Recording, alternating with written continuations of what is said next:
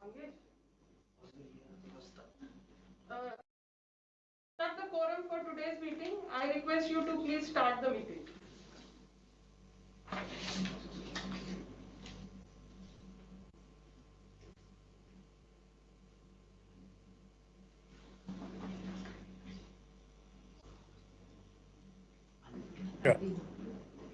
And confirm.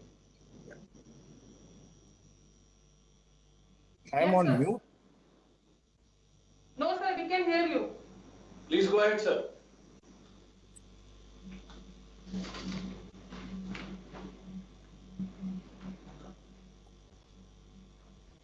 I confirm that the quorum for the meeting is present at the meeting.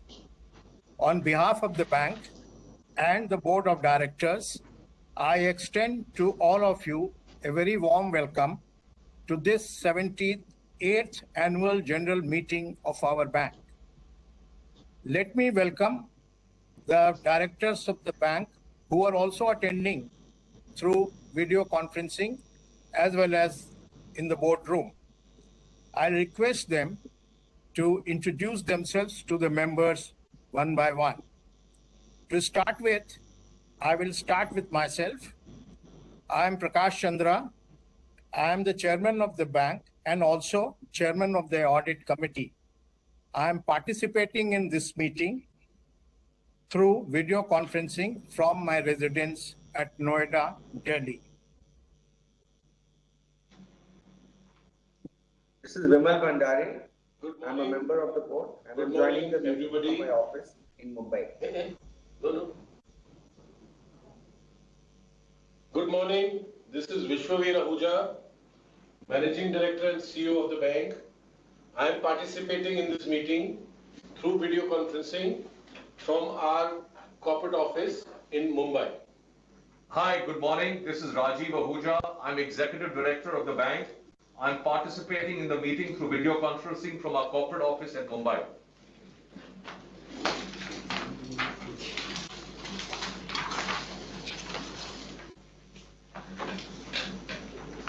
Madam Ranjana, we cannot hear you. Sorry. Good morning. This is Ranjana Agarwal. I'm attending the AGM from my residence in New Delhi. I'm the chairperson of the NRC committee.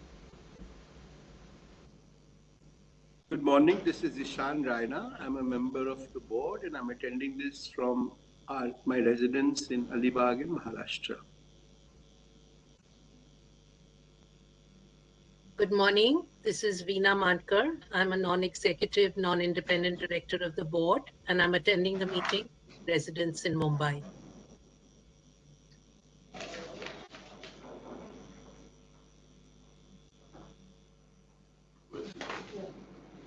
So we also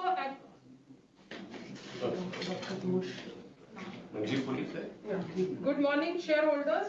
We also have Mr. Manjeev Singh Puri, who has joined us. He's the independent director of the bank. And we also will be joined by Mr. Somnath Ghosh. There is some technical issue he's facing. He's the chair of Stakeholders Relationship Committee.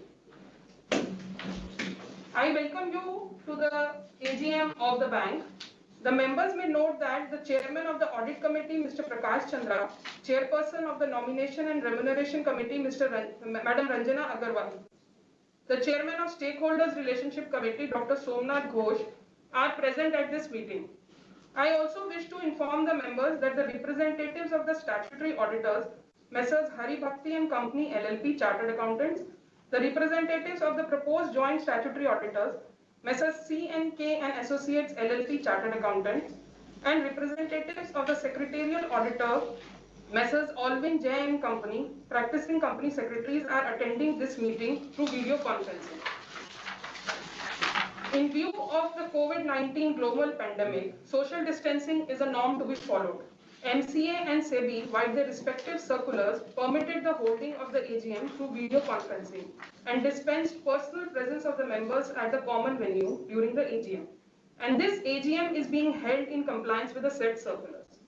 In accordance with the MCA and SEBI circulars, the annual report for the financial year ended 2020-2021, along with the notice of the 78th annual general meeting, has been sent on August 26, 2021 only by electronic mode to those members whose email addresses are registered with the bank or the depository participants. The notice of AGM and the annual report for the financial year ended 2020-2021 was also made available on the bank's website, CDSL's website, and also on the website of the stock exchanges, that is BSE Limited and National Stock Exchange of India Limited. With the permission of the members, I take the notice of the AGM as read. Members are requested to note that there are no adverse observations, qualifications in the auditor's report on the financial statements and the secretarial audit report for the financial year ended 31st March 2021. With the permission of the members, I take the statutory auditor's report and secretarial audit report as read. Members may also note that, as per the aforesaid circulars, the inspection documents, including the documents mentioned in the annual report and notice of the AGM, are available with the bank for inspection through the electronic mode during this AGM. The bank considered it prudent to not propose any dividend for the financial year ended 31st March 2021 in light of the situation developing around COVID-19 pandemic in the country and related uncertainty that it creates. The members to note that the bank is in compliance with all the requirements of the Companies Act, SEBI listing, obligations and disclosure requirements, regulations 2015 and amendments thereto. I would like to take you through certain points regarding participation and proceedings of this meeting. All the members who have joined this meeting are by default placed on mute mode by the host to avoid any disturbance by the background noise and ensure smooth conduct of the AGM. During the AGM, if any member faces any technical issue, he may contact the helpline number which we have mentioned in the notice of the AGM. Members are hereby informed that the transcript of this AGM shall also be published on the website of the bank.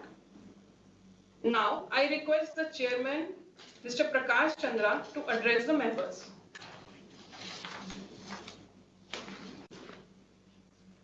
Good morning, dear shareholders. I welcome you all to this 78th annual general meeting of the RBL Bank. I hope that you and your families and dear ones are healthy and safe. The year gone by was different from anything we had seen in the past. It came with its set of learnings and distinct experiences for us individually as well as for the bank as a whole. The role played by essential services in supporting the nation has been phenomenal. At our bank too, our employees have displayed commendable strength and commitment to service our customers in these trying times. In the face of these unprecedented challenges in the past year, we fortified our balance sheet to make it well placed to tackle the impact of the pandemic and handle any short-term disruptions. We took several steps to ensure that the institution remains robust and delivers profitable growth by maintaining prudent risk management, purposeful governance. The progress made by the bank in last year has been satisfactory. The banking landscape was evolving radically, but the pandemic has accentuated the changes, both in terms of speed and scale. Physical and virtual have coalesced into one, and therefore we have been making swift strides to address this changing trend. We significantly increased digitization in operations for a robust infrastructure backbone.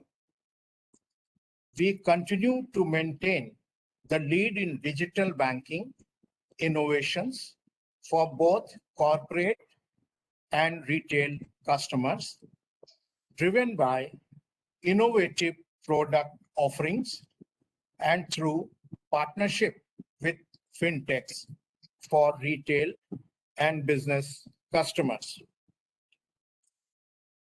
We will continue our focus on maintaining a strong capital position, enhance our physical and digital footprint, quality lending with strong risk practices, strategic investments in technology, processes, and people, collaborative partnerships, and cross leverages, thus improving our earning diversity and predictability. We truly value your support and association with our bank. The strength we derive from our stakeholders has been instrumental in our journey, and we continue to count on that.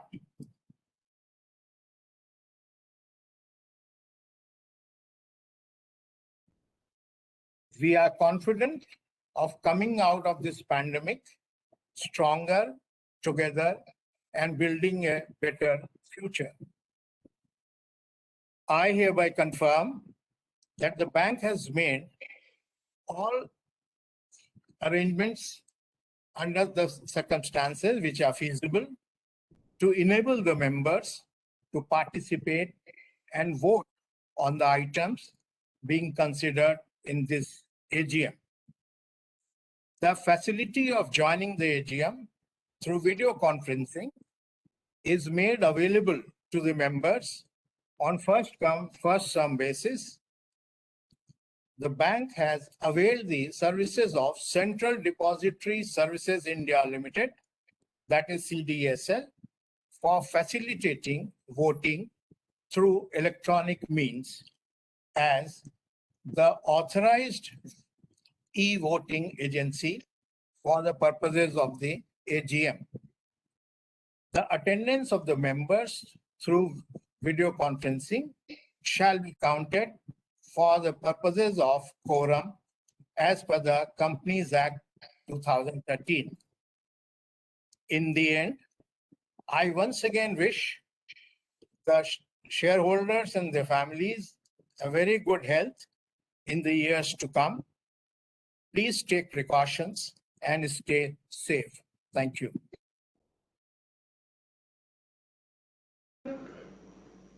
Thank you very much, sir.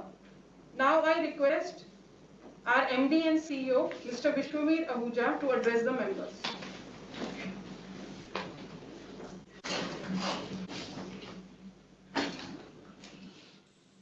Dear shareholders, good morning and once again a warm welcome to all of you. I thank you all for joining us today at the 78th Annual General Meeting of the Bank. I join our chairman and all my and hope that you and your loved ones are safe and well in these trying times. I also hope that all of you are either fully vaccinated or on your way towards it, so that together we can emerge out of this pandemic stronger. At our bank, we successfully conducted vaccination drives in various locations across the country, including our subsidiary, RBL Finserv Limited. I'm happy to share that over 80% of our employees have been vaccinated. I would have liked to see all of you in person today. However, none of us could have imagined that we would continue to be impacted by this pandemic even after a year and a half. The crisis has truly tested humanity's resilience and altered the way we live and work. I use this occasion to place on record our immense gratitude and appreciation to all our employees who have shown exemplary courage and commitment at great health risk, for continuing to serve our customers in a seamless manner. Sadly, we lost a few of our dear colleagues to the pandemic, despite our best efforts to assist them with all the critical resources. I wish to offer my deepest condolences and support to the families at the time of need.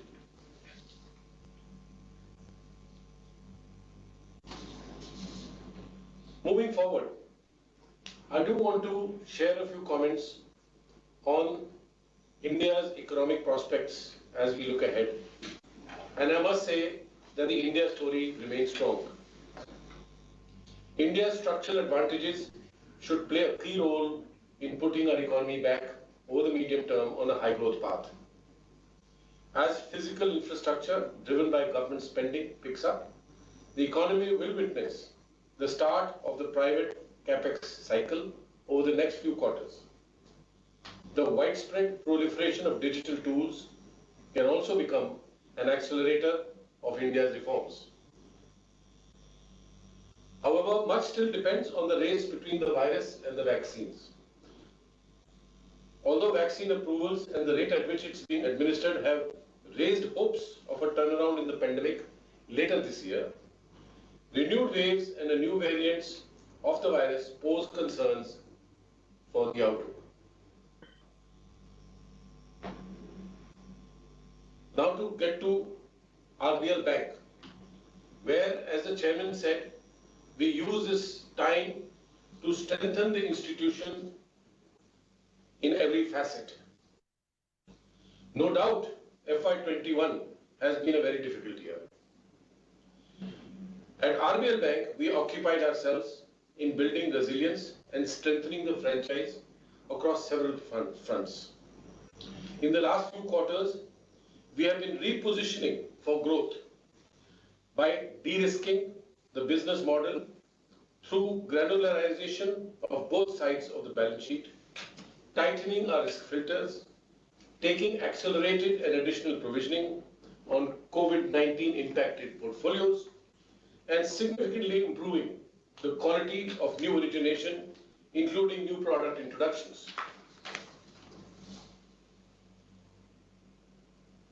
We have substantially raised our capital buffers, rapidly ramped up our retail deposits and CASA base, enhanced our other income, particularly core fees, and therefore managed to maintain the earnings momentum and net income of the bank. There has been a significant reduction in the cost of funds of the institution, which enables us to enhance our competitiveness and facilitate build-out of new secured loan products going ahead. As you will appreciate, we have also augmented our board strength with strategic appointments of 2 distinguished members. With these new additions, the bank's board now has 11 members, and their collective experience and standing in the financial sector will provide the bank with requisite strategic direction and guidance. I do want to deliberate a little more on our performance. Despite the challenging environment, we continue to stay on track and are cautious, conservative, and committed towards preservation and growth of this valuable franchise. Through a very critical time for the banking and financial services industry, we managed to raise high-quality capital from pedigreed investors. Capital is oxygen for a bank. We have ensured adequate availability of the same to further fortify our balance sheet and to address our future growth needs. We raised 1,566 crores through a preferential allotment from marquee domestic and international investors, which include Barings Asia Equity Private Limited, one of Asia's leading private equity firms, who is now our largest shareholder. The CDC Group PLC, which is our second largest shareholder and our consistent supporter since March 2014. Gaja Capital, our anchor investor from the start of our transformation journey in 2010-11, and a new investor, ICICI Prudential Life Insurance Company. These four marquee investors recently in November 2020, invested in the bank. This was our 9th capital raise since 2011, aggregating over this period 8,600 crores from a very diversified base of high quality shareholders, reflecting their faith in the bank's potential. Our capital adequacy ratio is now at a very healthy 17.5%, and we remain comfortably surplus in terms of our liquidity position.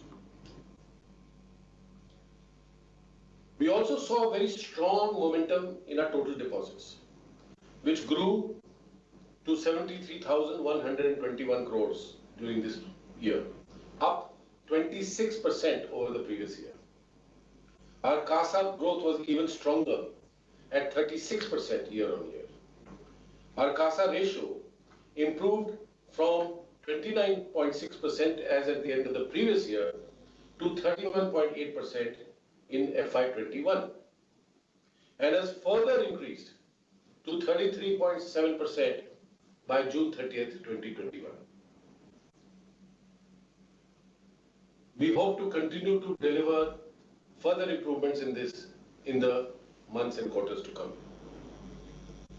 Our net interest income was up 4%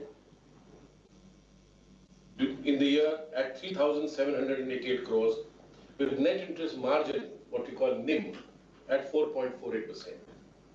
Our other income grew 8% to 2,058 crores. Similarly, our core fee income, despite the lockdown in the country during the first half of the fiscal year, was higher at 1,757 crores, rupees 1,757 crores for the year. Our pre-provisioning operating profit was strong and reflected a satisfactory growth of 14% to 3,091 crores. After taking necessary provisions and additional provisions, mostly COVID related, profit after tax was rupees 508 crores for the year. Our advances grew to 15,623 crores. Retail advances grew faster year on year between the retail and the wholesale advances. The mix between the two was retail is now 59% of our portfolio and wholesale is just about 40%. At this juncture, it is important to pause and reflect on our journey between 2010-11, when we set out on this campaign, and FY21. Our bank has experienced, as you all know, quantum growth and evolution during this period, both quantitatively and qualitatively, and has developed consistently in an ever-challenging and difficult economic environment. The business base of the bank has grown manifold. The deposits of the bank have grown over 46 times in this period. The advances have grown more than 50 times. The net worth of the bank has grown 35 times, from 350 crores to over 12,500 crores now in 2021. The net profit of the bank has also steadily grown from a meager 12 crores in FY 10-11 to 508 crores in FY 2021 after absorbing the COVID impact. The customer base of the bank has grown from just about 2.5 lakh customers in FY 10-11 to approximately 1 crore customers today. And very importantly, our employee strength has grown from about 700 then to over 17,000 currently, including our subsidiary RBL Finserv Limited. This, I think we can all say, has been a great transformation journey. Having said that, this is also a time to reset for Transformation 2.0. The measures we took in FY21 have stood us in good stead entering FY22. However, it is important to note that just as the environment was returning to near normalcy in March 21, we faced the impact of the second wave, which was more severe than the first, especially impacting our small retail borrowers, which included our salaried customers, small business, and our rural customers, where in fact the impact was the highest. All of which were just coming out of the effects of the first wave with some difficulties. For our bank, these businesses have been our core focus. Therefore, despite the planned counter-cyclicality and all the prudential measures taken by the bank, the impact we faced was disproportionately higher. We now feel that economic activity and growth revival is now visible, with vaccination drive picking up and there is better preparedness on the health infrastructure front. This augurs well for normalcy to return gradually. We have therefore reset our business approach, capital allocation and capabilities. Our transformation journey 2.0 focuses on those areas which we consider right to win. In other words, where we have a reasonable position in terms of scale, in terms of capabilities, in terms of incorporating business learnings across markets, ups and downs, and therefore an ability to deliver above cost of capital return over market cycles. The franchises and the associate capabilities that meet these tests are credit cards. We are building a very strong credit cards franchise at the bank, which despite adversities has remained profitable even in FY21. As this was one of the significantly impacted segments, but despite that, it has remained profitable. We are undertaking a significant ramp up of our investment in technology, app design, risk, information security, and service architecture in credit cards over the next 18 months. This will make us more competitive, not just against the largest players, but also vis-a-vis the fintechs that are redefining customer experience significantly. We now have a better understanding of how different segments performed through extreme stress, and hence these learnings are now built into our risk models, guiding our future portfolio build-up. We are already now the 5th largest card player in the industry, with a card base of over 3 million cards. I'm happy to share that we have also launched our credit cards recently on the Visa platform. Previously, we were only on the MasterCard platform. And the entire integration was managed in a record time of just around 8 weeks. We had started the discussion on adding another network partner several months earlier. So when the RBI ban on MasterCard happened, we were better prepared than most others to integrate quickly with a new platform. I congratulate my team members for this effort. Our approach over the next 2-3 years would be to continue to focus on partnerships with multiple other relevant and well-known brands and platforms. And you will hear a lot more of this in the coming weeks. To expand our reach and accessibility, we will integrate the cards business with other parts of our banking franchise in terms of cross-sell of savings accounts, insurance, and other retail loans and products. The next is microbanking, which we are now saying transformation to Bharat banking. In microbanking, we have been able to evolve processes, enabling us to seamlessly manage branch operations and customer engagement across 1,200 districts. Our onboarding and other branch operations have now been completely digitized, Our focus, therefore, now is to expand into other areas of secured loans, such as two-wheeler, home extension, loan against gold, etc. So we want to use this franchise and network and distribution that we have built and digitized to now move away from a single product to expand into other secured loan products, in this space. This will also help us deepen relationships with existing customer households and offer a range of products. And our strategy also is to increase our distribution more via our subsidiary RBL FinServe to reach 70 to 75% of the districts in Tier 4 and Tier 5 geographies of the country. The third engine is to look at other new secured areas for growth. We are diversifying across secured businesses and reducing concentration risks.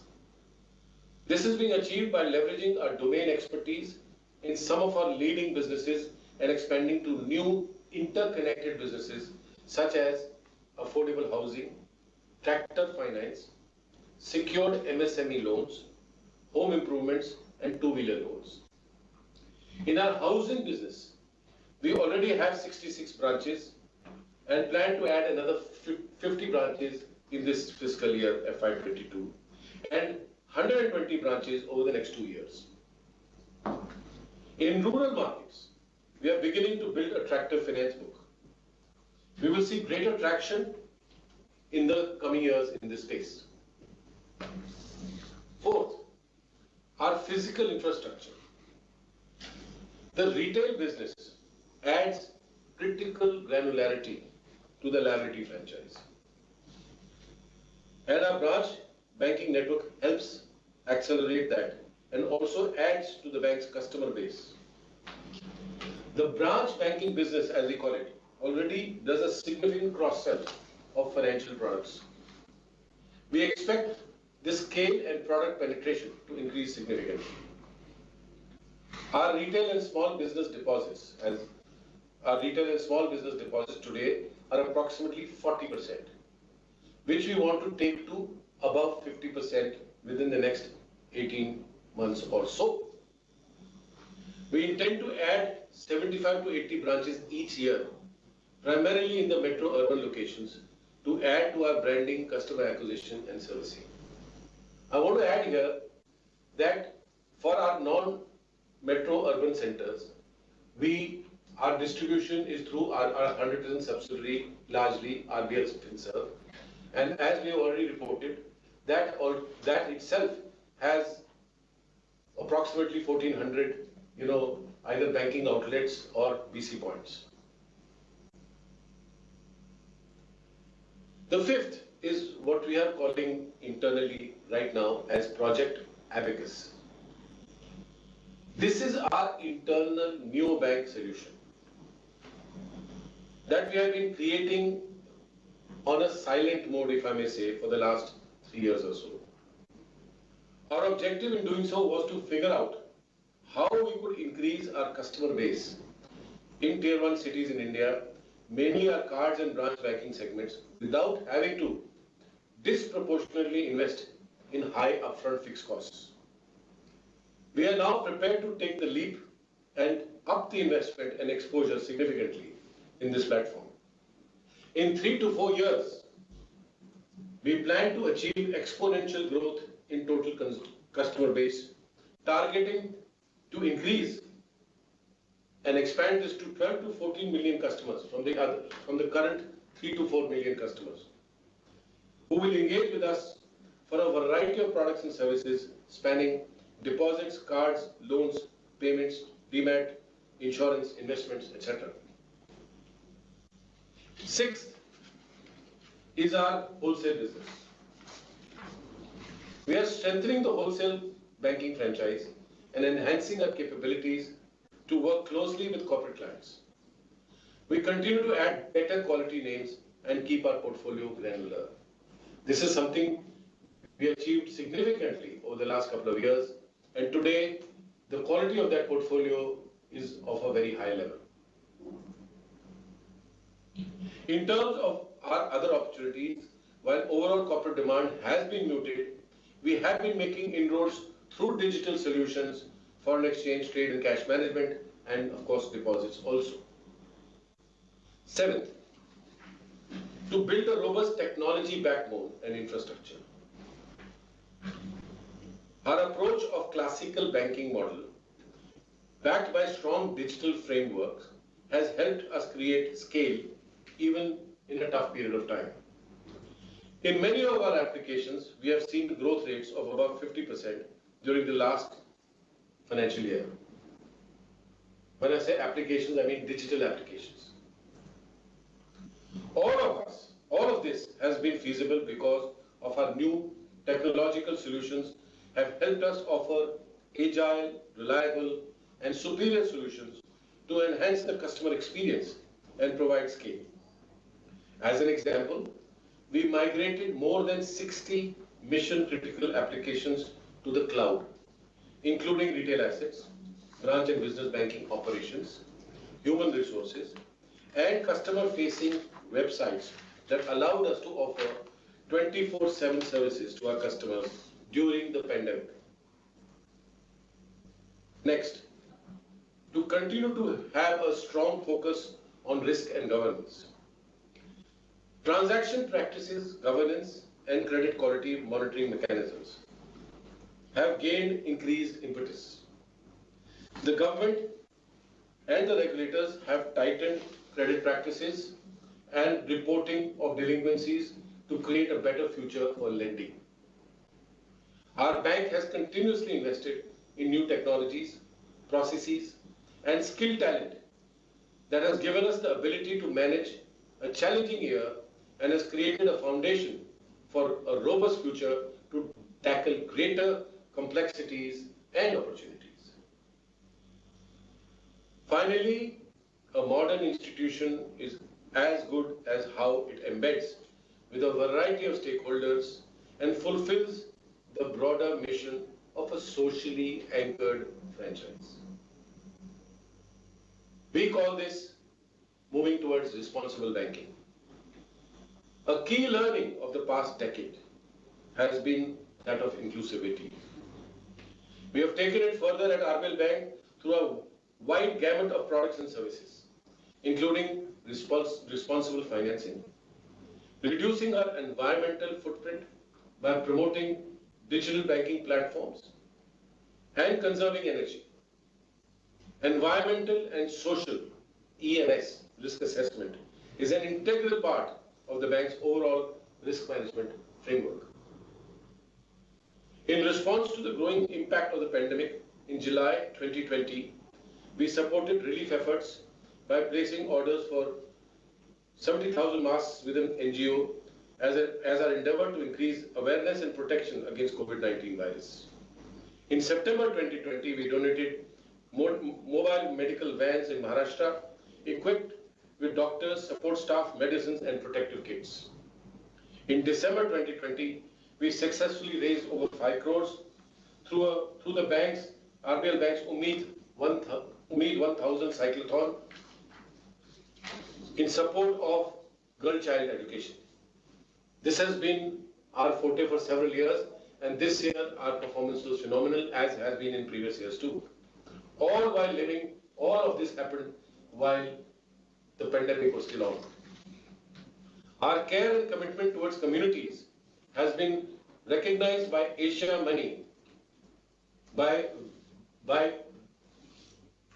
delivering to us the Best Bank Award 2021, where we won this award for India's Best Bank for CSR in March 2021.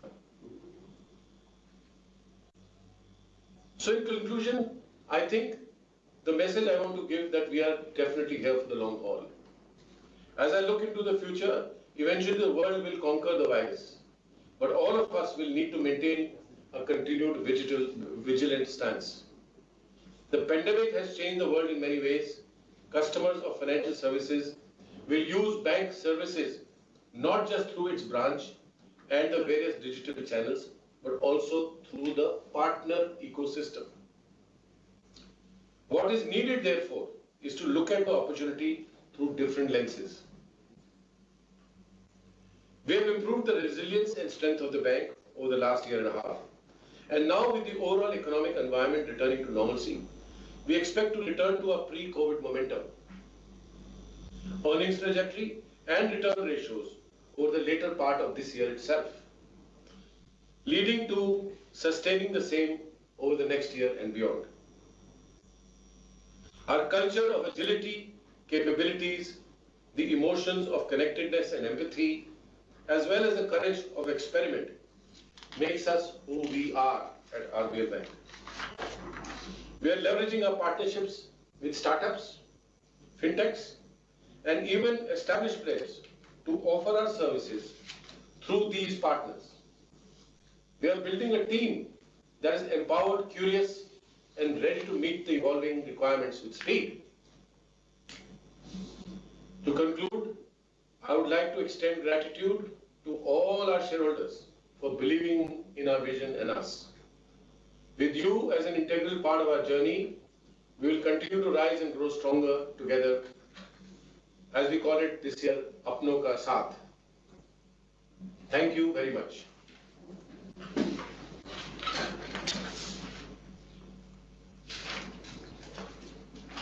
Thank you very much, sir.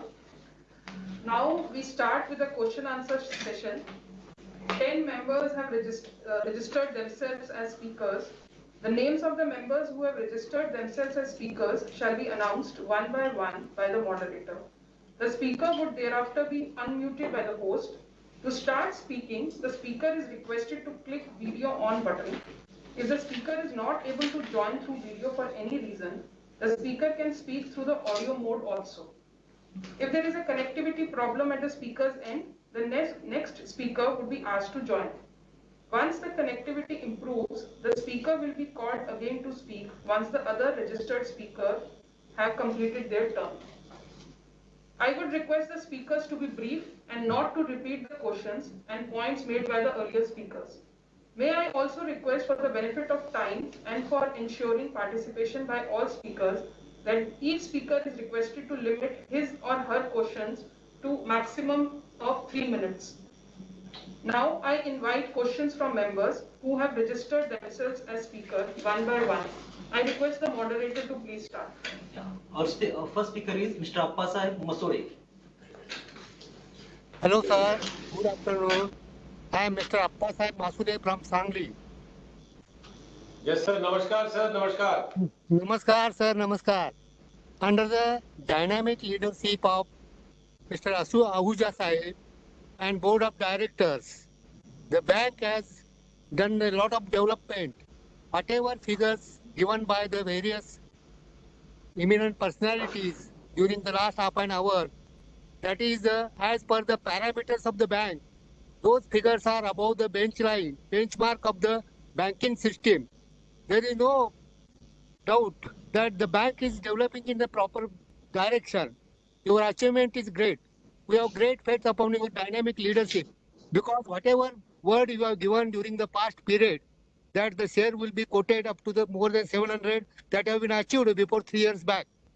Due to the pandemic condition and adverse condition to the banking system, there is some setback to the profit ratio, but this is not the first time. During the past period of the banking history, number of times bank has not paid the dividend. But we have great pleasure that your development is in the proper direction, and we have great faith upon your leadership, because under your leadership, again the glorious days will come back towards the bank. You may have good vision. According to your vision, within coming years, the bank again in the share market achieve the target, whatever given. Once it will be past more than 1,000 rupees also. That is expectation from the shareholders. I suppose that your vision, your leadership, whatever steps you are going to take, that will be beneficiary to the bank and shareholders. The staff has also contributed a lot in the pandemic condition. The staff members' contribution is also great one in the development of this bank. You have developed the bank from the 3,000 crores to the more than 74,000 crores rupees. That is great achievement. And in the future, we have great expectation from you. Please clear what type of vision you have that we will receive the same glorious days in the share market for our price of the share in the future. Thank you, sir. I want some sort of clarification about your next development and next vision about the bank's development.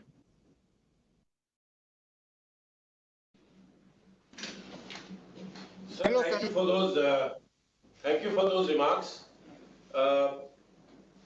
As within the next few weeks, we intend to once again, as the last part of this COVID impact, is taken care of, I think we will be in a position to give all our stakeholders a very clear vision statement for the coming years, as we did previously. As you know, the uncertainties of the last 18 months made things very unpredictable. But I think it is important for all of us here who are running this bank to be able to give a clear path roadmap with reasonable degree of predictability to all our stakeholders. And we hope to be able to do that very shortly. Thank you. Our next speaker is Mr. Arun Bopanna. Mr. Arun? Yeah, hello. Yeah, please Hello? switch on your video.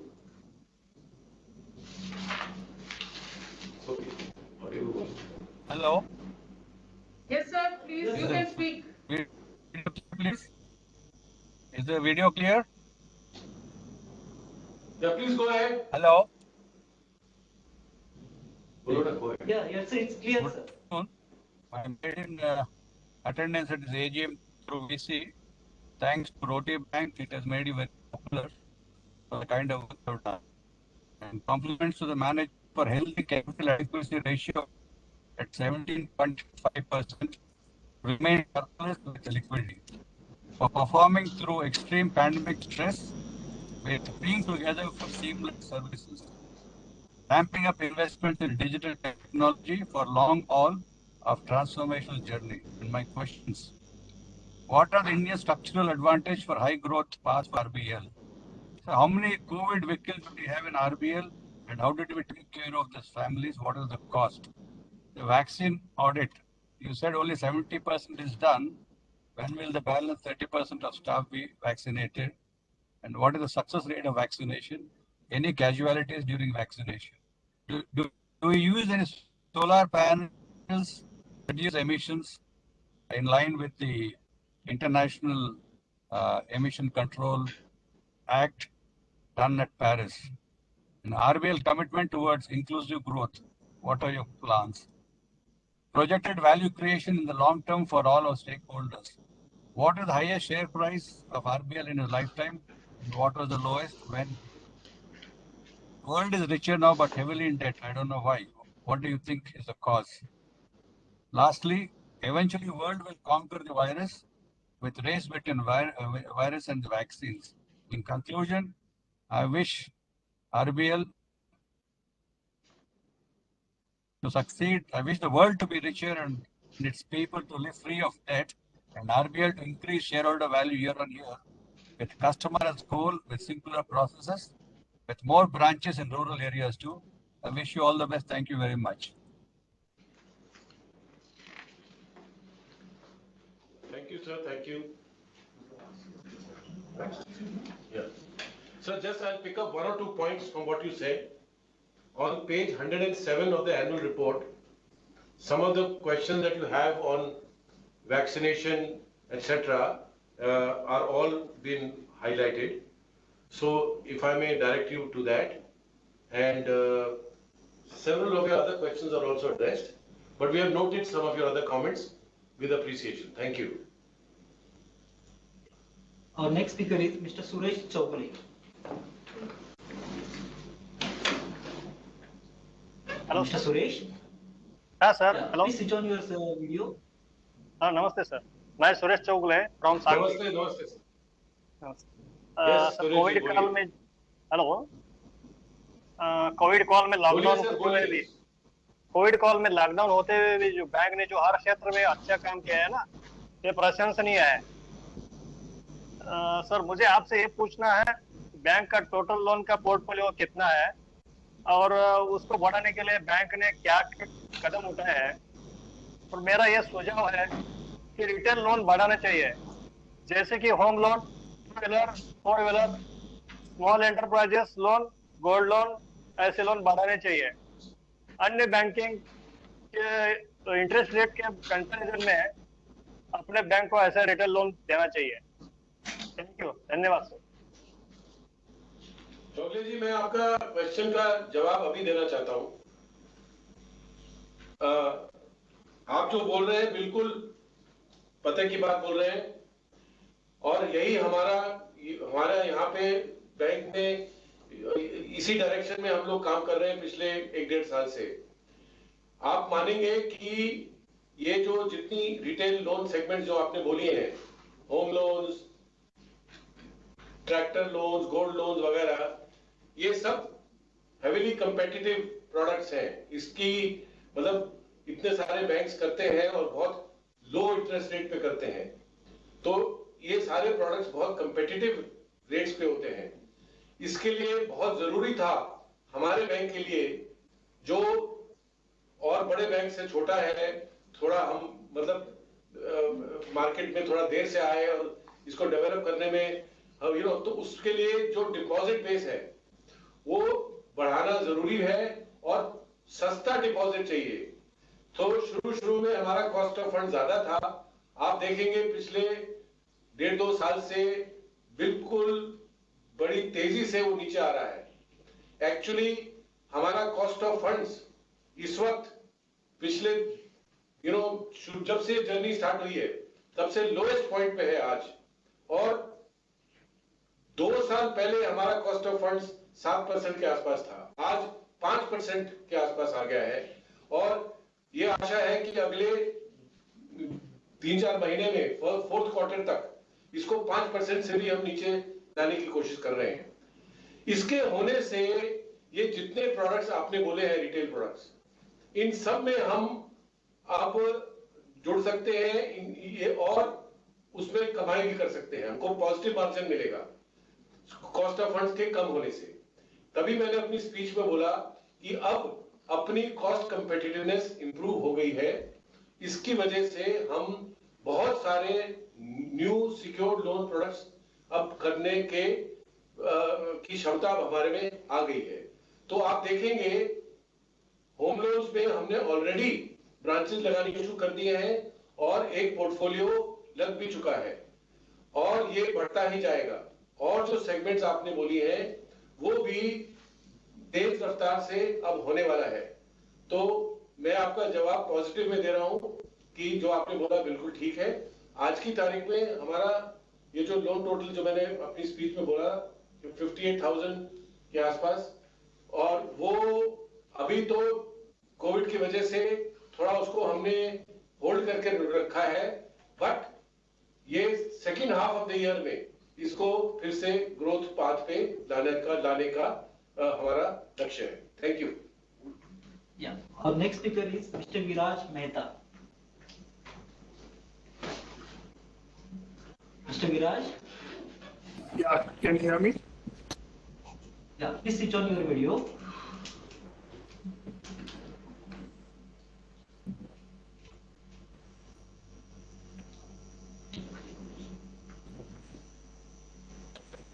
Yes, Mr. Mehta.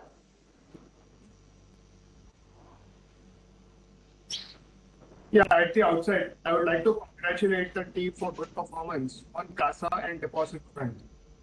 However, in the last few years, our one-year forward multiple has declined from 3x to 1x, leading to shareholder value destruction. I would like to flag off that in FY21, our asset quality performance, gross PA plus technical return off has been deplorable compared to the peers. We do not deny the COVID challenge, but our performance versus peers is really poor. So, so my question is, can you please walk us through how we have fared in terms of asset quality versus our industry peers in segments like credit card, MFI, and retail. And I would also like to understand what changes have you made with respect to credit filters. And that's it.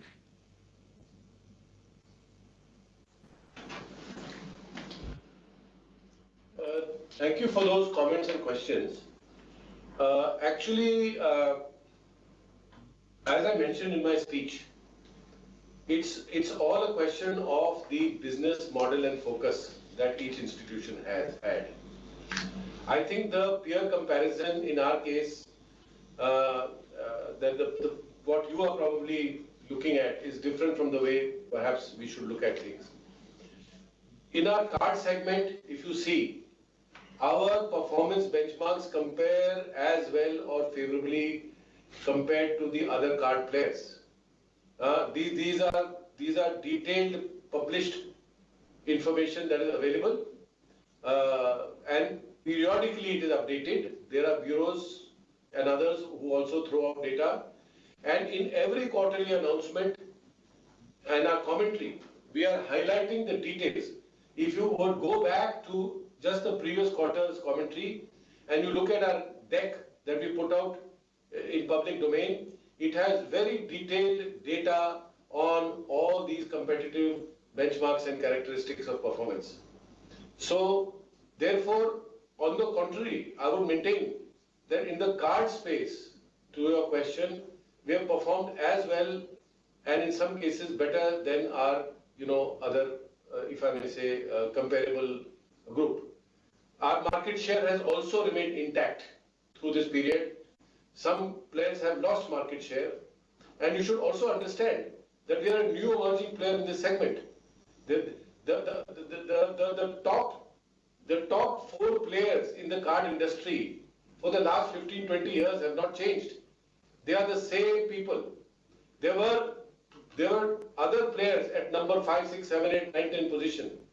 You have to appreciate that in this short period of time, we have entered this segment, we have established a market-leading position, reached number 5. Obviously, we must have done a good job as far as that is concerned. And as I mentioned, despite the COVID impact, we remain profitable. In micro-banking, once again, I think if you look at comparable data, the fact of the matter is that micro-banking is limited to a few small finance banks, and as far as the mainstream commercial banks are concerned, there are only 1 or 2 others. And other than that, there are the non-banking, micro-banking companies which are in this business. So I think you need to look at comparable data from this set of players. And again, I must say that our performance has been, not worse than most of them. It is possible that perhaps 1 or 2 out of the 15-20 may have performed marginally better. And that is largely depending on the states to which they lend. As you know, this sector has been impacted by many factors, even before COVID. COVID is the last, if I may say, big issue that has affected this space, largely because of the disproportionate impact of the second wave, particularly in the rural parts of the country. But even prior to that, there were so many event risks that were there, in terms of natural calamities in certain states, certain political factors in certain states, which you, I'm sure, are aware of and read about, and so on and so forth. And if you have a slightly higher exposure in these states, then your impact will be relatively higher. So what we have done in this space particularly, in the last 12 to 18 months, we have reduced concentrations on states significantly. We have diversified across states. We've reduced the concentration per state, and we have constantly revisited the filters, to therefore mitigate the risks in that portfolio. And as a result, again, I repeat very strongly that on comparable basis, we have come out quite well. Structurally also, I don't want to take up everybody's time today, but structurally also, the way we do business with our partners, where with our, with our other BC partners, we have structures like first loss guarantee, FLDGs, etc. Further mitigate the credit costs of this business on our bank. So the truth is a little different, and that is one part. However, we cannot take away from the fact that as a bank of our size, scale, and vintage, we obviously can't compete with the players who have been far more established, which have far more competitiveness and cost of funds, etc. So we have necessarily had to focus on segments which gave us a growth opportunity and which gave us an opportunity to generate positive returns, which has held out very well for the last so-called 9 years up until FY19. And if anything, for the most part, it is because of the nature of our portfolio that the impact of the COVID has been somewhat more severe. Having said that, as I mentioned very clearly in my speech today and in my previous announcements at the quarterly meetings, we have completely retrofitted the organization.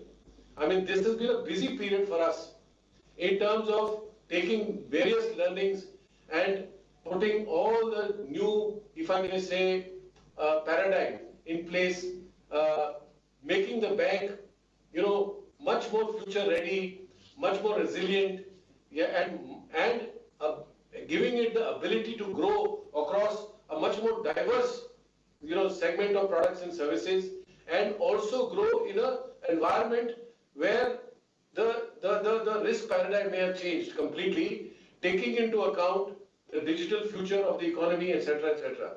So all the steps have been taken, they have been highlighted. I request you to go through our annual report.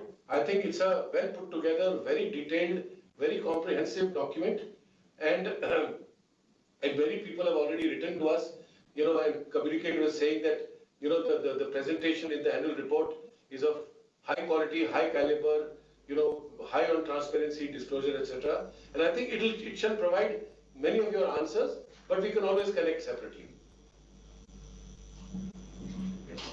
Our next speaker is Kundan Singh.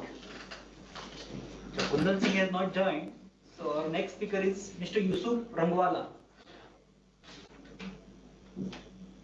Mr. Yusuf?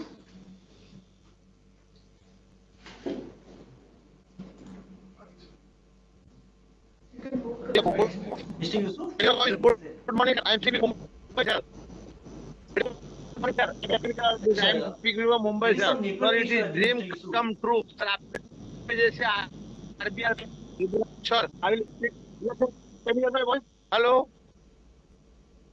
Hello, can you hear my voice, sir? Hello? Hello, can I speak? Hello, I'm speaking from Mumbai. My name is Yusuf Rangwala. Yes, sir. Yes, sir. I am very happy with our bank, RBI Bank, which is one of the oldest banks, sir. This is a 78 years. You cannot hear my voice, sir, proper now? Now, sir, you can hear my voice? Sir, no, we can. Hello? We can. This is a... Yes, sir, I'm proceeding, sir. Go ahead. Sir, this is a 70-year-old bank. Sir, I'm speaking from Mumbai. Sir, I'm very happy with our chairman's speech about all the results. Sir, when was this 75th, 78th, sir, 75th year, sir, when was the award, 3 years back? Sir, left, sir. So if possible, month of January, February, you please call us the shareholder at your office and say we want the celebration from you, sir, because the 75th it was about 3 years back. Sir, as you promised, sir, you will celebrate, sir. But your celebration not there, sir. Nothing more to add. Sir, COVID-19, anyone affected in a bank, sir, total number of ATMs are at present. Sir, foreign में अपने कितना branch है, sir? Canada, Africa, USA में अपना कितना branch है? All over India, sir, वो मैं जानना चाहता हूँ. और तो मुझे कुछ नहीं पूछना है, सर. अपना सेक्रेटरी डिपार्टमेंट बोर्ड अच्छा है, उनको सर मैं धन्यवाद देना चाहता हूँ. Nothing more to, sir. Thank you very much. May God bless our company in all. I am supporting all the results, sir. Thank you very much, sir.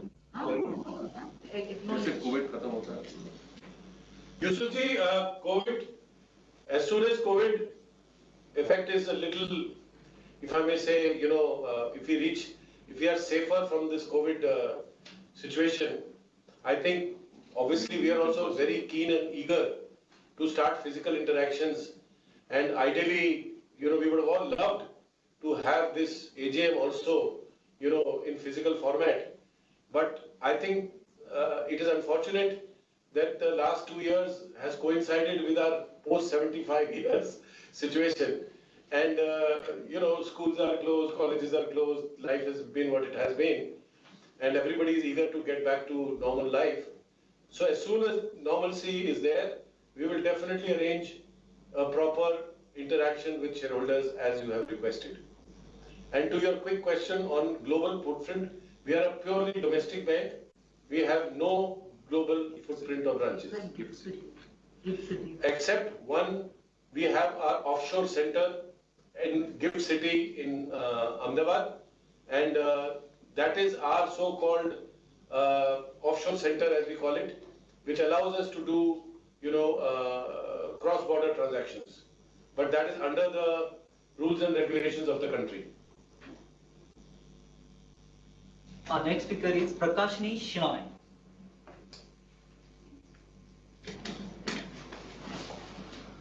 Hello? Hello? Hello, can you Yeah, hear me, please sir? sit on your video. Yeah.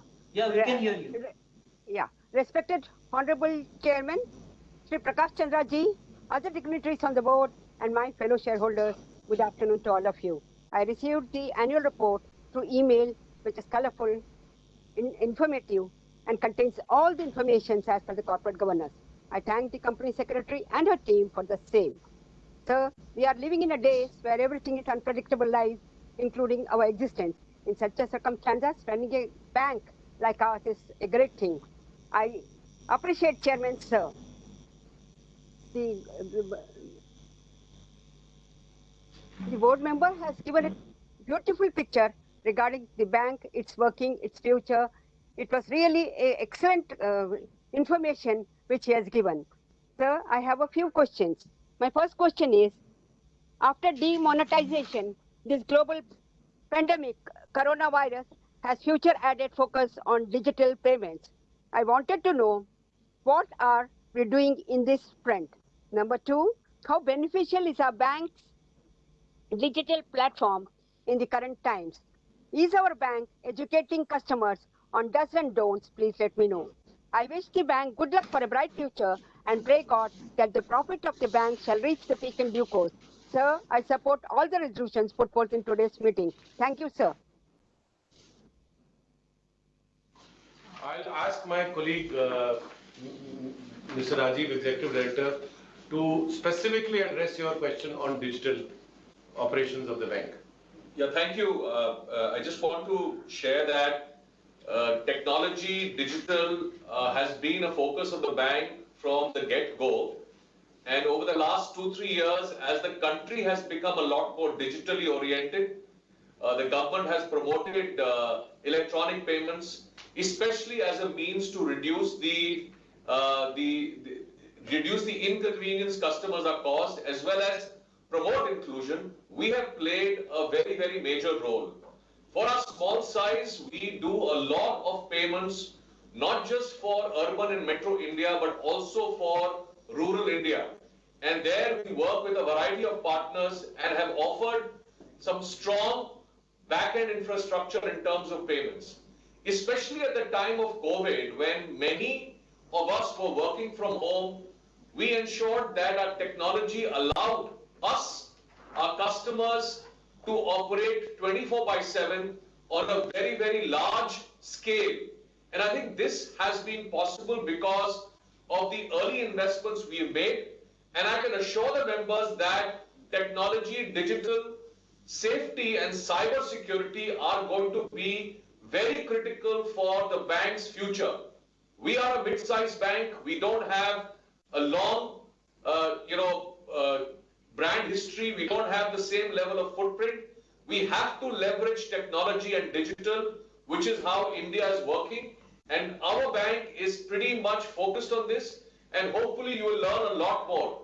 In his speech, both the chairman and the MD CEO talked about digital technology. We referred to some of the initiatives we've taken on payments, Project Abacus, which is our way of turning into a neobank. All of these investments have been made. And I think over the next 6-12 months, you will hear a lot more about this, and hopefully all of you will be more proud of the achievements of RBL Bank especially in these areas. I want to finish the comment on technology and digital with one very important thing. All the technology digital will not help if we do not have a service and empathy in our dealings, in the way we work with our customers and within the employees. So in our bank, we always talk about a big tech and a big heart. Both have to go together. That's the only way we will remain socially relevant for customers as well as for the society at large. Thank you. Very good. Our next speaker is Tamal Majumdar.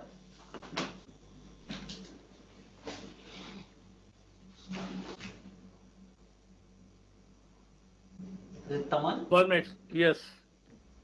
Good afternoon, Mr. Chandra, MD and CEO, Mr. Ahuja, Mr. Rajiv Ahuja and other directors of the bank, myself, Tamal Kumar Majumdar, an equity shareholder from Kolkata. Sir, I firstly want to share my anguish as regards your company secretary's view is concerned. Only 10 shares are attending the meeting.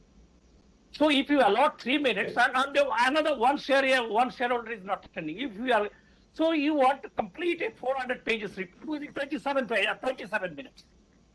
When your counterparts if you notice in Tata's Mahindra, they used to be in the meeting for 4 hours.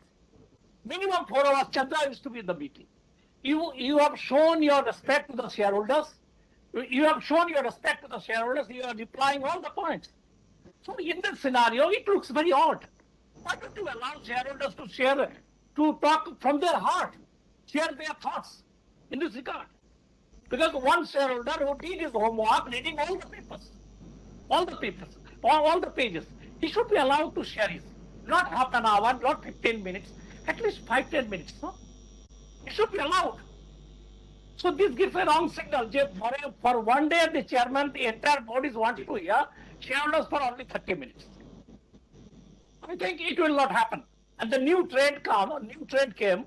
If they are not happy with your question, they will disconnect your line, saying it's a technical fault. The new trend. So I think this will not happen in this regard. I am not going to take much more time, but I have gone through and I am going to share my thoughts. Sir, the bank's result is really commendable, despite in the COVID scenario. But due to second wave of COVID and further provision of 604 crores for COVID-related issues, huge loss of 947 crores booked by retail banking segment in the first quarter of 2022. In Q1 of financial year 22, the bank booked a loss of the tax of 459 crores in the Q1 of financial year 22. Would you please share with us your expectation from the remaining part of the year?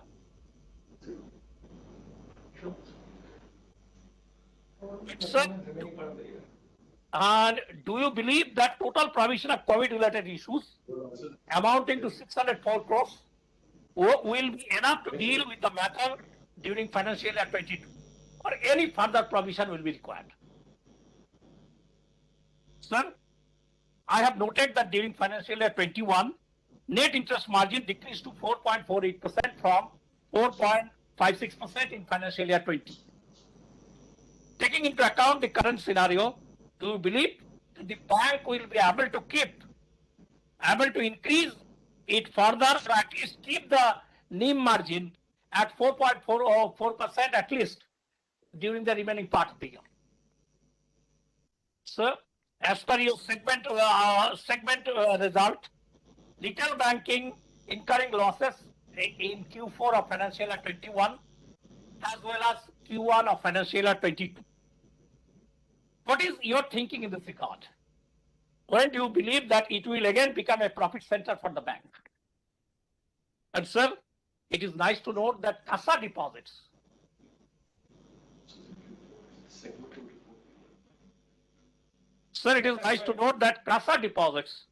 increased by 36% to a whopping 23,264 crores during financial year 21. Actually, a high percentage of CASA deposit helps the bank to decrease its total cost and also helps it to offer schemes with attractive interest rates. But taking into account RBI current account rules to be effective from 1/11/2021, Do you believe that it will decrease as well as total amount as well as the number of accounts as related to current accounts? Because new policy is coming with effect from 1st November 2021 as regards current deposit. Sir, bank mentioned in the report that they will focus more on granular and retail deposit in the coming years. You also mentioned in your speech. But what I noted, the 20 largest depositors contributed 11,209 crores, or 15.33% of our total deposit during financial year 21.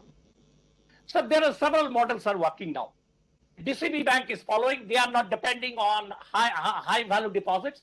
They are depending not on CASA deposit. They are depending on FDs. And their share is 62% and with a ticket size of only 2 crores. And their CASA deposit contribution is 22%. IDFC Bank is following another model. They are depending on 82% on granular deposits and 18% on high value deposits. And sir, depending on bulk deposit is a risky proposition.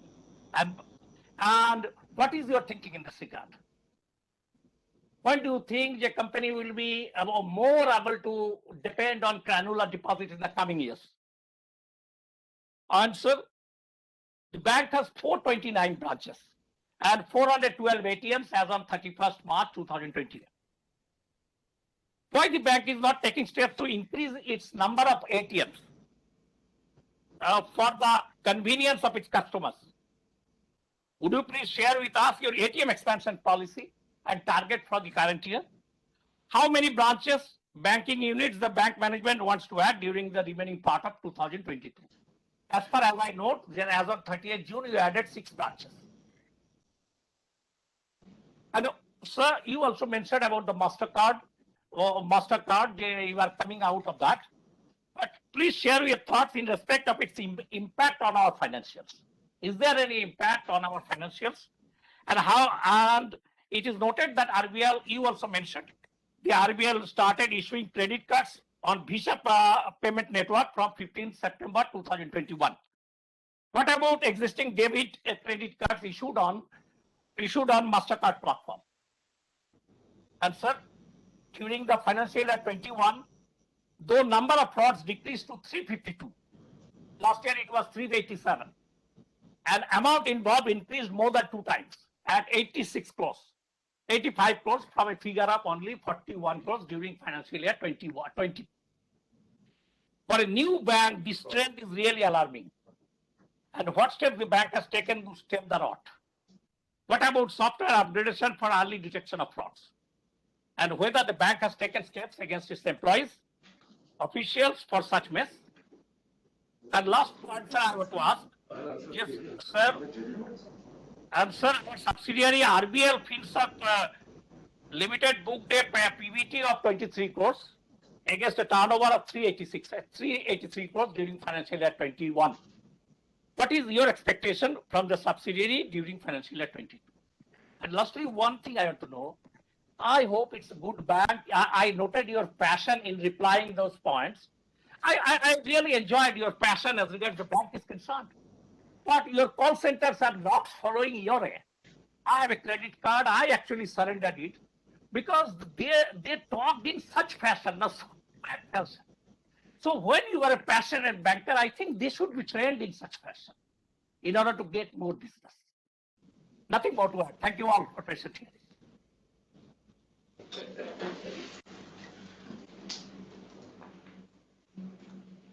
So, sir, first I must say that we appreciate all your comments and observations. There were several of them.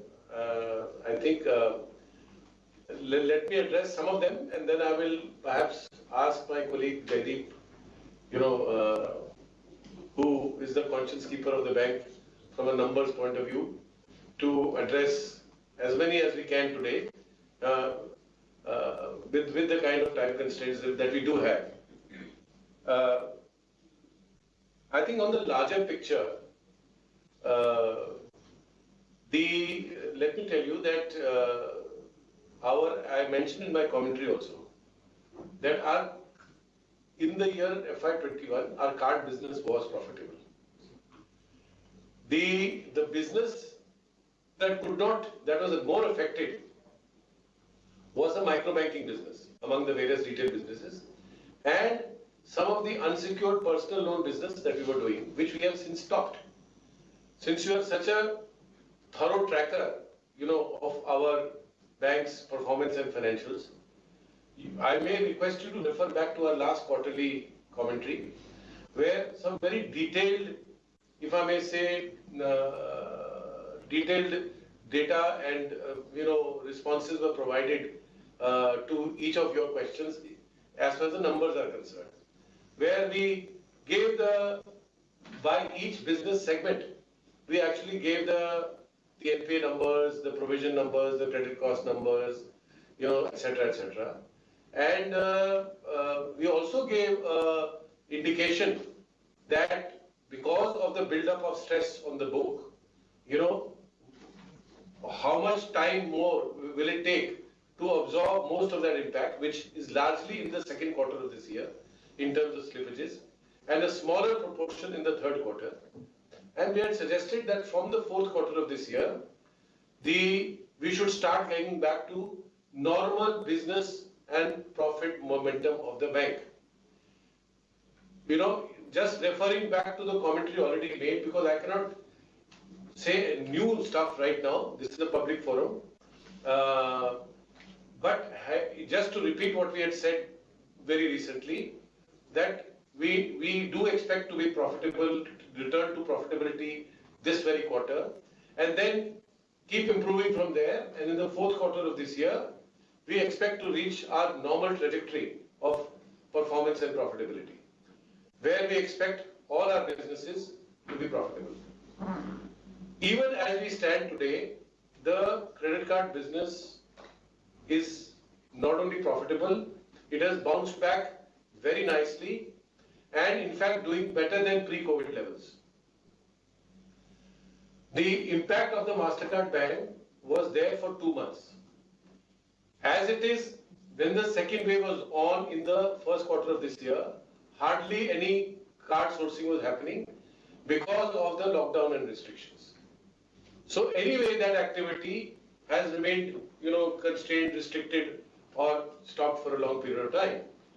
We started reviving that sometime in July, but then this MasterCard situation happened.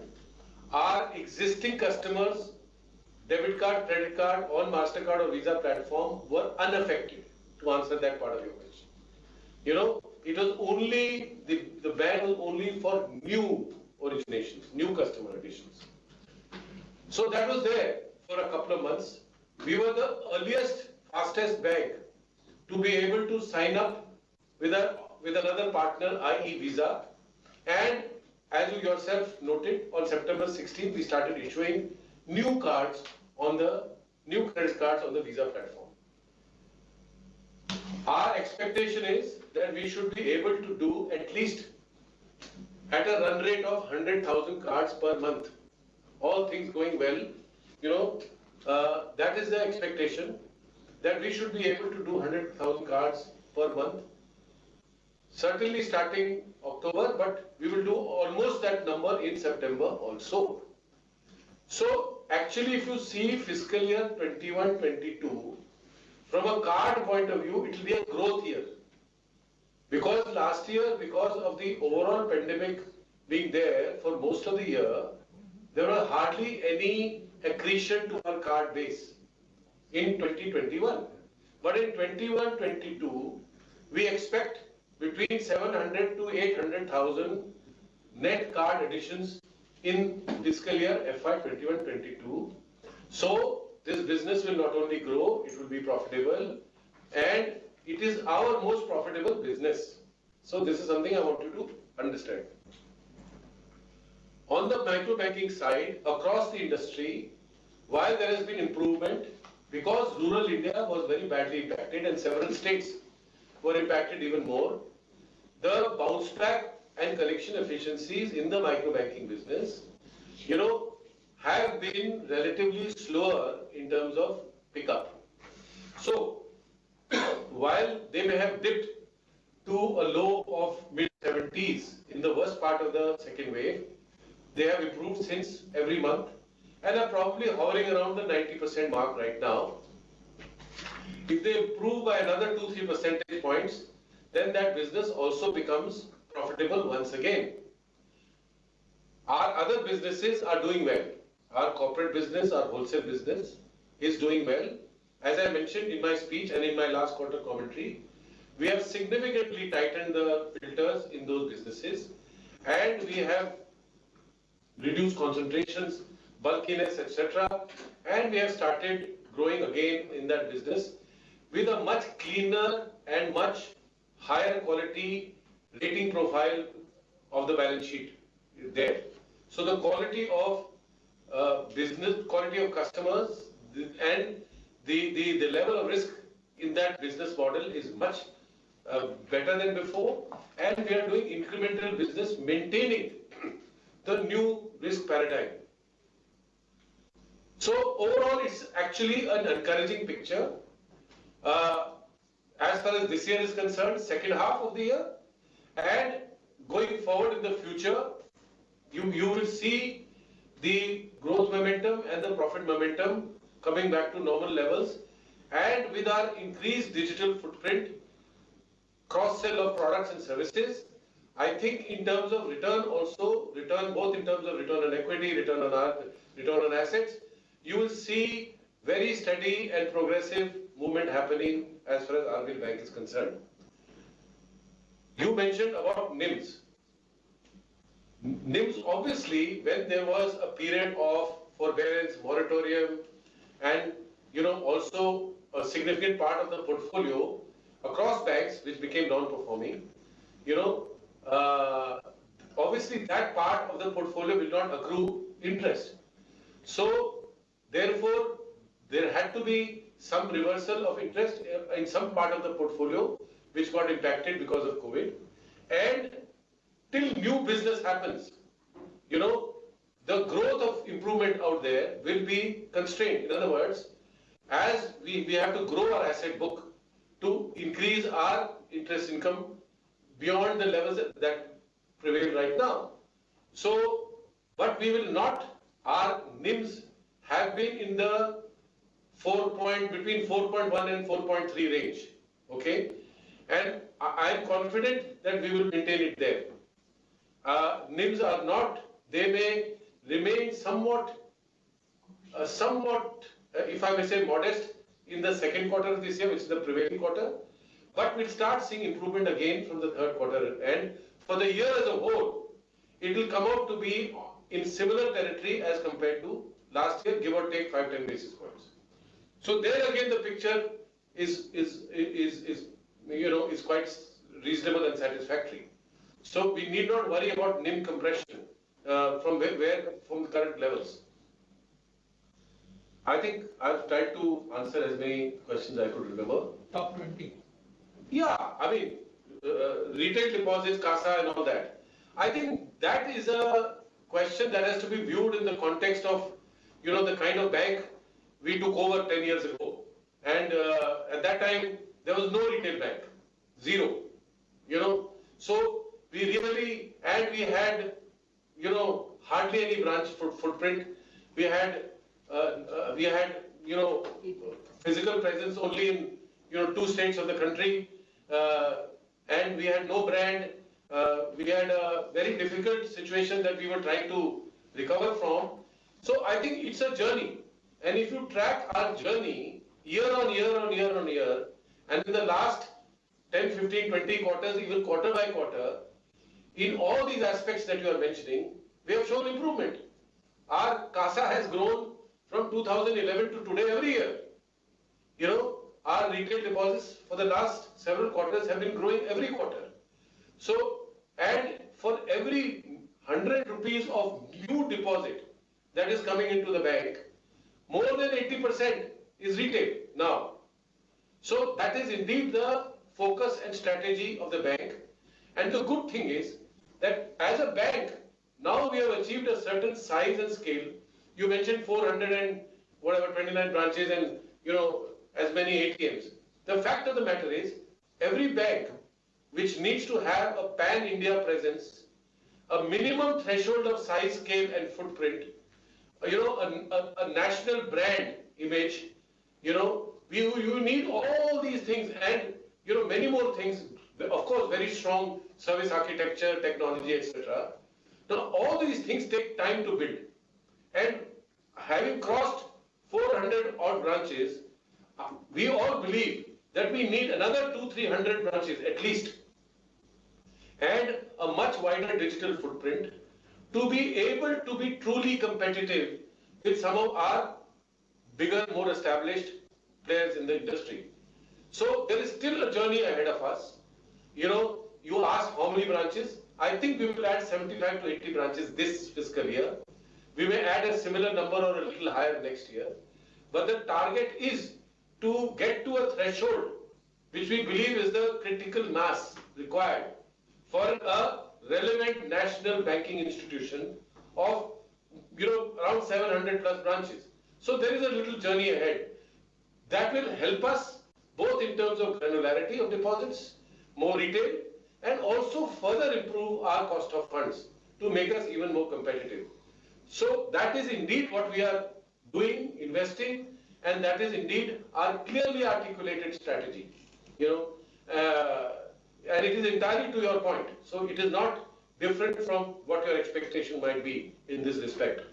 So directionally, all these parameters are improving.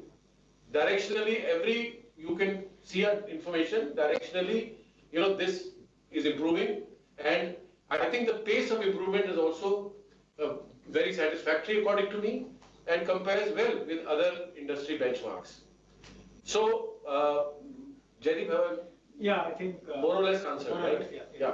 So I think because of paucity of time, I've done my best to answer as many of your questions as possible. We are always available, to interact with you offline and address any other concerns that you may have. Thank you. Our next speaker is Mr. Abhishek Shah.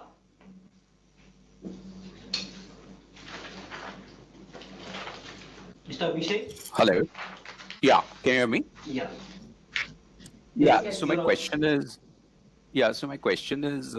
that we have multiple businesses from corporate to SME, loan against property, we have credit cards, we have microfinance, but it's very difficult to understand from the annual report that, what is the profitability for each of those, right? So while you give a overall sense of the NIMs, but it's very difficult to understand. For example, credit cards, you say it's profitable, but it's very difficult to compare. I think earlier we were showing credit cards separately, but it's very difficult to know that, okay, how much did we lose on microfinance, since you're saying the last year was bad from a microfinance perspective. So it's very difficult to ascertain that. So that was one. So if you can share those details, and even going forward, maybe in the quarterly and annual report as well. The second thing is, if I, like credit cards is one of our strong areas where, we have achieved a leadership. And as you mentioned in one of the earlier questions, that very few banks have been able to do that. So I think that's quite commendable. But the fact remains that credit cards is only, say, 15-16% of the book. And some of the other things are dragging the overall performance down. So while credit cards may be comparable to the peers, but some of the other divisions have not been as profitable, or maybe because of COVID, there have been losses, loan losses on some of those. So my question really is on the focus, like going forward also. I think in the last, I read somewhere that, we are entering into vehicle finance, affordable housing. So my question really is that what is the focus area going forward? If I were to look, say, next 2, 3, 5 years, what does RBL look like? Because, I think, so that's really my question, because, when I look at the annual report, when I look at all your communication, it seems that, there's no clear-cut strategy. We are little all over the place, and now we're adding 2 more segments. So that was the second question. And the third was really on fintech, where of course there are a lot of players, and as a consumer we see that, right, where some of these players are offering loans, etc., in a very different manner, very different customer service. And you mentioned Project Abacus in the last quarterly presentation, but again, I was not able to figure out that what really does that mean. And I'm sure, as you know, you may sort of give more details as we go forward, but just those three broad questions I had. Thanks. Yeah, thanks, Abhishek. I'll try to answer them as quickly as possible because much of that information we have put out already. If you go back to our last quarterly commentary, segment-wise information was provided, both in terms of portfolio quality, provisioning, and other aspects. So those financial details were provided. Yeah, I don't know in what detail they are there in there, but the segment data is there even in the annual report. But more importantly, I mean, in the analyst commentaries, we do provide a lot of this information in absolute great detail and transparency. Just to tell you, in terms of we don't have, in fact, one of the limitations of our bank is a relatively narrower product suite. In fact, if you compare with any of the well-established, banks, there are many more product segments, many more. We actually need to diversify and have more.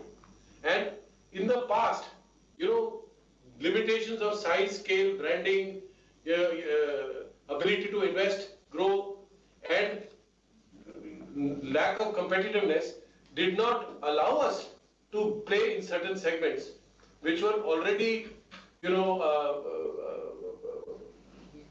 already participated by several players and strongly competed, very competitive. So intensely competitive space. So the whole idea was to build that capacity, capability, competitiveness in the institution, and that requires us to build both physical scale and build our technology capabilities and build our talent base, etc., etc. So it's an evolution. But if anything, I think we need to add more products. Historically and up until now, our main business segments have been wholesale banking, which is corporate lending, either to large corporates or mid corporates. To the large, we call it corporate banking. To the small, medium enterprises, we call it commercial banking. So that's on the wholesale side. Simple, very clear. On the retail side, the main businesses have been micro banking, cards. We started with micro banking very early, about 9-10 years ago, and cards came few years later.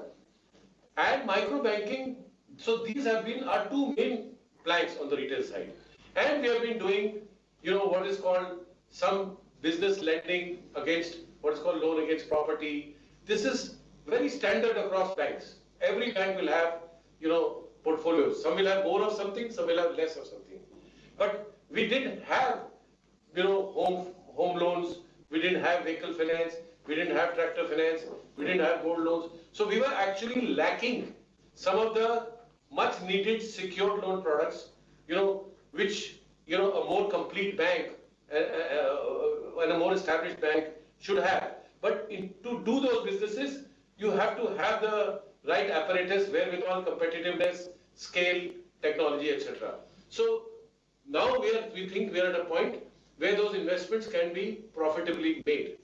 So that's the first part of the answer. Micro banking, as I have said repeatedly, was the most impacted by the COVID across the industry. And I have made that very clear. Our performance benchmarks there are no worse than anybody else, in fact, better than most. Having said that, micro banking has been a highly profitable business for the bank up until FY20, up until 15-18 months ago. It was one of our most profitable businesses and has been for the previous 5-6 years. So the impact was entirely, according to me, based on COVID situation, and because of the impact that COVID had, on those pockets of the country, and partly because of the event risks, which I've also highlighted earlier, in terms of calamity, some political issues, etc. We are expecting this business to bounce back or start recovering from a profitability perspective from the second half of this year. It will not happen in the first half of the year. As I mentioned, collection efficiencies are yet not reached that level. But in the medium to long term, this is one of our key businesses which will give us, good returns over time. And that is why, in my speech, when I said that there are few businesses where we think, we will focus on with a very clear strategy, is micro banking, which I said, moving to Bharat banking was second in my list after cards. So clearly, I think that is purely circumstantial, the impact on that business in the last 12-15 months. The card economics that are all there in our quarterly deck, and in the commentary that follows. We talk about our gross returns, we talk about our credit costs there, we talk about different buckets of delinquencies, all that detail is there. And obviously it's not in front of me right now, but all that detail has been shared with everybody. So, and if you want that again, I'll request my colleague to give it to you offline, after this session is over. So, thank you for your comments, and I hope, I've been able to satisfy you. Our next speaker is Mr. Bhimrao Magdum.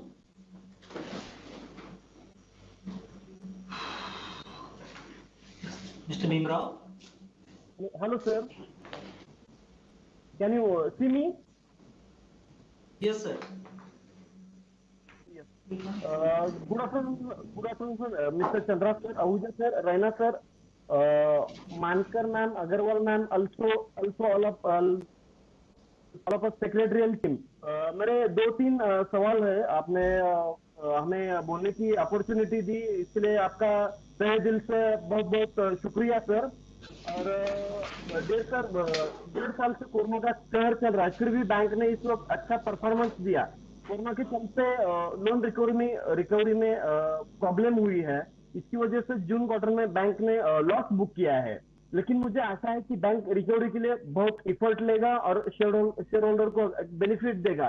और दूसरा सवाल मेरा ये है कि आपकी total branches कितने हैं और इस साल ब्रांच कितने एक्सपेंशन करने का नया प्लानिंग है। और another one, it is one HDFC ICICI bank जैसी डिपॉजिटरी सर्विस हमें दे रही है, और हमारी बैंक के भी कुछ ऐसा प्लान है क्या डिपॉजिटरी सर्विस देने का? क्योंकि आज हम टीवी पे देखते हैं डिजिटल बैंकिंग मतलब whenever you see an TV, gadget, mobile, that time when you see advertise much more any kind of faculty, HDFC Kotak या ICICI बैंक के हमें एडवर्टाइज हमें मिलते हैं।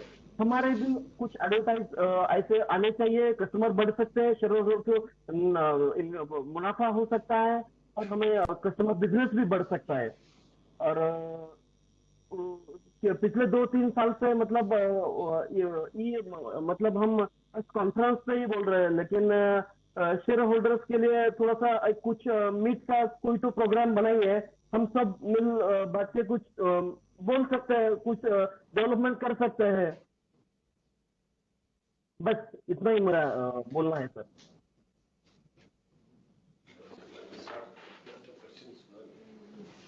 ब्रांच एक्सपेंशन था सर एक। गौतम जी बहुत बहुत धन्यवाद आपके क्वेश्चंस के लिए।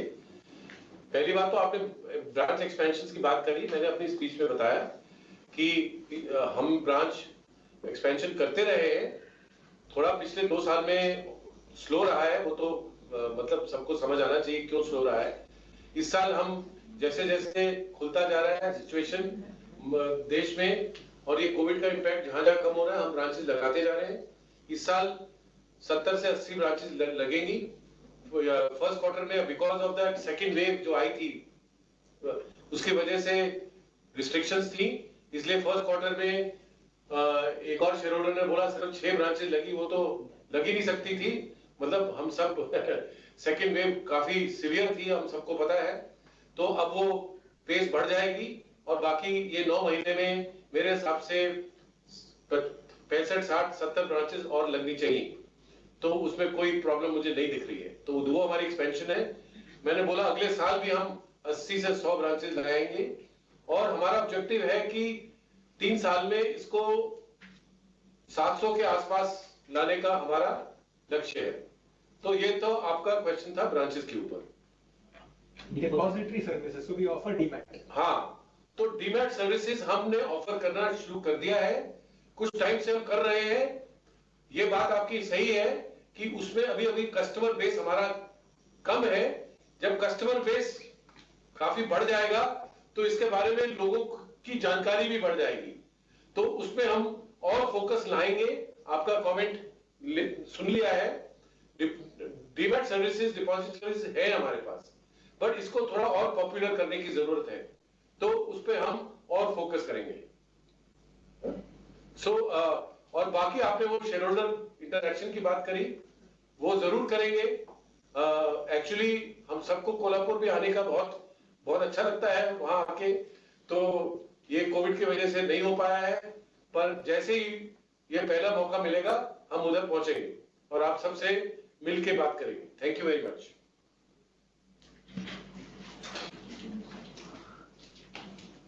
Thank you, shareholders, for your queries. I hope management has been able to answer most of them. As per the applicable provisions of the Companies Act, the bank had made arrangements for remote electronic voting, which was open from Friday, September 17th, 10 a.m. to Monday, September 20th, till 5 p.m. If you have done the remote e-voting, you need not vote again. However, the bank is also providing e-voting facility at the AGM for those members who have not exercised their right to vote through remote e-voting. Please also note that the board has appointed Mr. Alvin D'Souza, practicing company secretary, as a scrutinizer to scrutinize the voting and remote e-voting process in a fair and transparent manner. The voting will be scrutinized by Mr. D'Souza, and the result of remote e-voting and voting at the AGM will be consolidated, and the final results on all the resolutions as set out in the notice of the AGM shall be declared within 2 working days from the conclusion of this AGM. In case you have not cast your vote by remote e-voting and wish to cast your vote now, you can do so during the AGM. The instructions for remote e-voting during the AGM is same as the instructions mentioned in the remote e-voting in the notice of the AGM. The e-voting on all the 15 resolutions as set out in the notice of the AGM will be kept open from 15 minutes from the conclusion of this AGM today.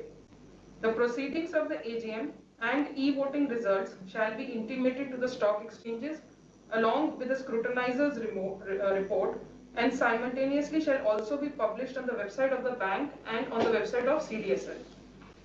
All the compliances with respect to the AGM shall be adhered to by the bank. With this, I give my sincere thanks to all of you for your attendance at the AGM today. Thank you very much.